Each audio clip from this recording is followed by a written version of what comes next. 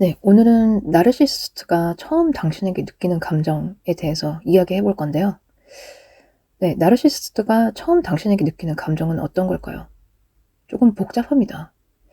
우선 1단계에서는요, 처음 느끼는 감정은 어떤 감탄할 만한 어떤 경외감, 당신의 밝고 선한 에너지에 끌립니다. 당신과 가까워지고 싶어 하고, 그런 밝고 선한 에너지를 담고 싶어 하죠. 2단계에서는 이 사람이 나랑 너무 맞고 좋다. 여태 이런 사람을 왜 못 만났을까? 그런 느낌까지 들 정도로 잘 맞고 그 사람이 원하는 거에 응하고 싶어집니다.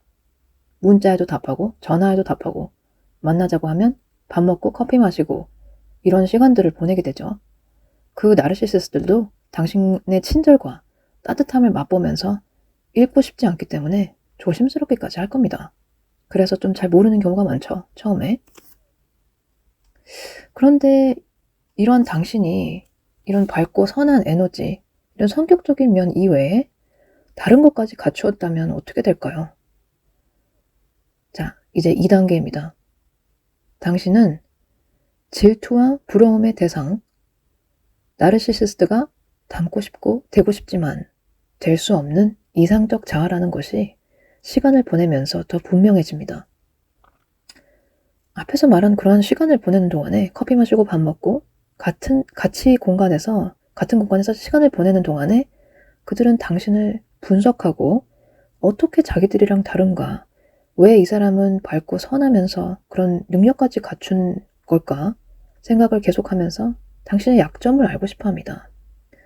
과연 이 사람이 취약해하는 부분은 뭘까? 이 사람이 약해지는 때는 언제인가? 그런 것들을 알고 싶어 하죠. 왜냐하면은 나르시스트들은 당신에게 경외감을 느끼는 동시에 자신이 되고 싶어 하는 이상적 자아가 실제로 존재한다는 사실을 받아들이기 힘들기 때문이죠. 그래서 시간이 흐르면서 당신에게 질투와 부러움이 더 커져가면서 당신의 세계에 침투하고 컨트롤하고 싶어지죠. 그 당신의 세계에 들어가서 컨트롤을 한다는 것은 이미 어떤 소프트 버전으로 시작되었을 거예요. 뭐를 통해? 문자하고 전화하고 거기에 당신이 답해주는 거. 이거 별거 아닌 것 같죠? 큰 겁니다. 무시할 수도 있잖아요. 당신을 무시하지 않았다는 거. 당신이 그 나르시스트를 무시하지 않았다는 거. 응했다는 거. 문자에 답했다는 거. 전화를 받았다는 거. 그거 큰 겁니다. 그리고 뭔가 작은 부탁을 했을 때 당신이 들어준 거. 그리고 돌보아준 거. 그거 굉장히 큰 겁니다. 자, 이제 여기서 3단계로 넘어갑니다. 3단계가 되면 조금 더 나르시시스트들이 조금 더 본격적으로 살짝 어렵거나 무리한 부탁을 하기 시작합니다. 예를 들면 자신을 위해서 시간을 좀 더 많이 내주기를 원하거나 남에게 알리고 싶지 않은 부분, 약간 비밀 같은 거, 어려운 점, 그런 것들에 대해서 자기한테 조금 더 이야기해 주기를 원한다거나 그런 걸 유도하죠. 심지어 어떤 경우에는 그런 어려운 점, 비밀스러운 점을 알기 위해 자신의 어려운 점, 자신의 비밀 같은 거를 공유하기도 합니다. 왜냐하면 당신의 어려운 점, 어려워하는 점, 당신의 비밀을 알고 싶기 때문이죠. 그런 점을 원한다거나 아니면 당신이 가진 자원을 쓰고 싶어 하거나 여기서 당신의 자원이라는 건 재정적인 면도 있고 그런 게 될 수도 있고 커넥션, 당신의 가족, 친구, 당신의 능력 이런 여러 자원들을 더 본격적으로 쓰고 싶어 합니다. 이러한 단계에서 당신이 이러한 것들을 요구했을 때 당신이 노 한다면 이 나르시스트들은 화를 내거나 억지를 부린다거나 짜증낸다거나 차갑게 대한다거나 그럴 수 있습니다. 여기서 중요한 건 보통 정상적인 마인드의 사람이라면 상대방이 노 했을 때 그건 무리였구나. 미안해. 이해합니다. 괜찮습니다. 이렇게 나와야죠. 하지만 나르시스트들은 이것과 다르게 아주 짜증내고 억지를 부린다는 거죠. 화를 낸다거나 차갑게 대한다거나. 여기서 이제 4단계로 넘어갑니다. 좀 어려운 부탁을 하고 바쁜데 자꾸 연락해서 귀찮게 하고 이런 일들이 생기면서 당신은 이 사람 뭐야? 하는 생각이 들겠죠. 그러면서 자연스럽게 좀 피하게 될 겁니다. 이 부분을 나르시스트들이 좋아할 리가 없겠죠. 나르시스트들이 아주 분해하는 그런 단계입니다. 그래서 좀 연락을 어떻게 하다가 받았을 때 이런 식으로 나온 겁니다. 요즘 왜 그래? 내가 뭐 잘못했어? 왜 나한테 이런 식으로 대해? 이런 식으로 묻고 다그치고 또 분해할 겁니다. 여기서 당신은 어떻게 해야 될까요?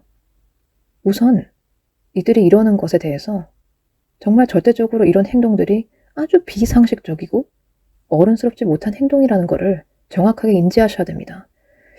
이 사람은 어른들의 세계의 상식이 통하지 않는 사람이구나. 그리고서 내가 뭐 어떻게 했는데 억지 부리는 건 당신이지? 라는 뉘앙스로 맞서야 됩니다. 좀 정확하게 이런 식으로 억지 부리지 마라 라고 명확하게 말해야 됩니다. 왜냐하면 그들은 자기들의 행동들이 비정상적이라는 것을 마음속에서는 깊이 이미 알고 있습니다. 이러한 행동들을 정당화할 뿐이죠. 항상 비겁하고 거짓말하고 잘못된 것도 정당화하고 억지 부리고 이게 나르시스트들의 본 모습입니다. 이런 사람들을 상대한다는 것은 정말 골아픈 일이죠. 결국 당신은 그들에게 어떤 존재이고 이 나르시스트들에게 어떤 존재이고 어떤 존재였는가 그런 점을 물어볼 수 있겠는데요. 결국에는 그들이 가지고 있지 않은 점을 당신이 가지고 있는 겁니다. 때론 이런 질문을 할 수도 있겠죠.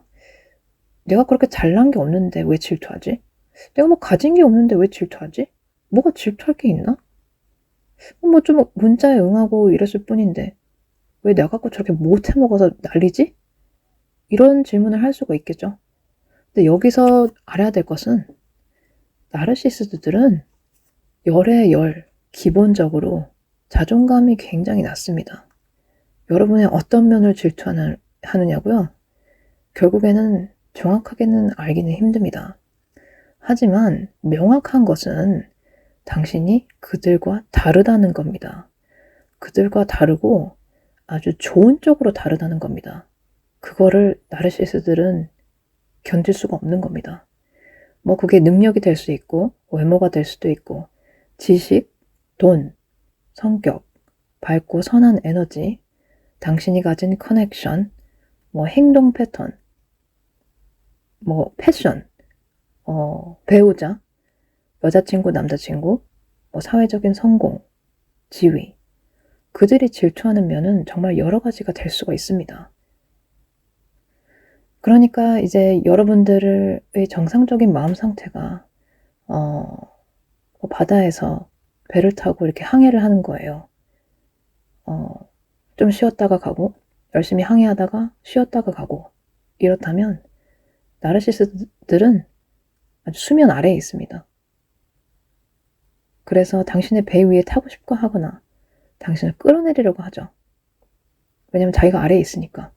올라올 수가 없으니까. 자기 힘으로 올라올 수가 없어요. 수면 위로. 그래서 나르시스트들은 마음속이 대혼란, 카오스 그 자체입니다. 잘못 알려진 의미가 나르시스트들의 잘못 알려진 의미가 자기애가 강한 거라고 알려져 있죠. 뭐 사실은 그게 아니고 자기 혐오가 강한 겁니다.